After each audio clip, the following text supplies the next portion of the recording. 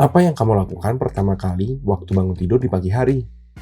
Kalau jawabannya adalah mengecek notifikasi handphone, kalian gak sendirian. Di tahun 2024 ini, internet bukanlah lagi barang baru. Kita semua terhubung karena adanya internet. Jika internet adalah penghubung, maka smartphone adalah medianya. Smartphone menjadi bagian yang sulit dipisahkan dalam hidup kita.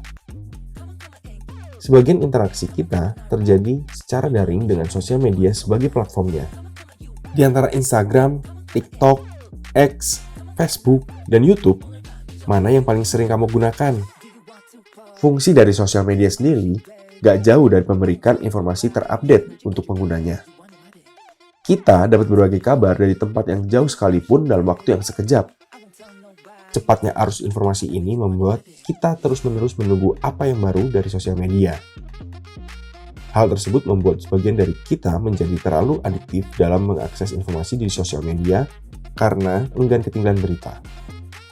Jika kamu adalah orang yang seperti itu, mungkin kamu termasuk orang yang FOMO.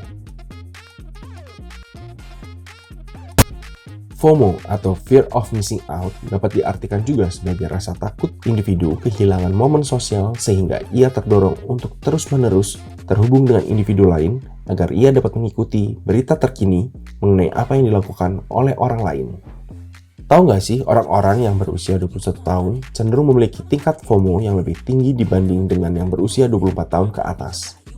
Orang-orang pada fase ini mulai biasa mandiri dan meninggalkan keluarganya. Munculnya rasa ingin tahu akan informasi melalui foto video tentang dunia luar.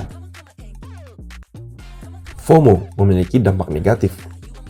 Di antaranya, tidak dapat lepas dari gadget, lebih peduli dengan sosial media dibanding dunia nyata, selalu ingin tahu gosip terbaru, mengeluarkan uang tidak sesuai kemampuan, tidak dapat menolak ajakan walau sedang tidak ingin.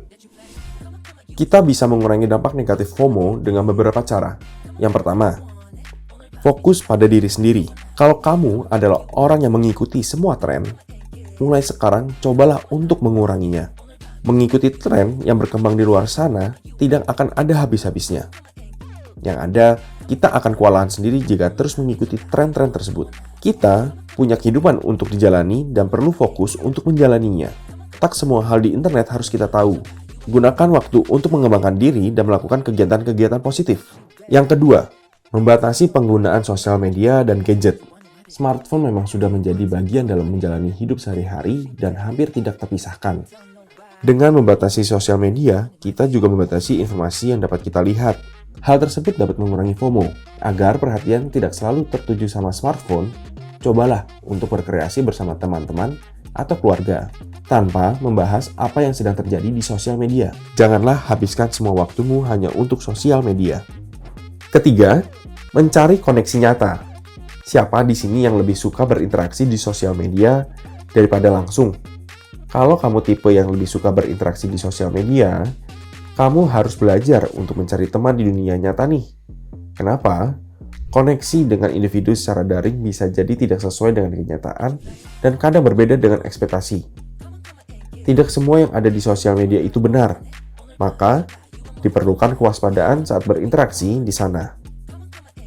Manusia merupakan makhluk sosial yang membutuhkan orang lain. Carilah teman-teman dan fokus menjalani hidup di dunia nyata.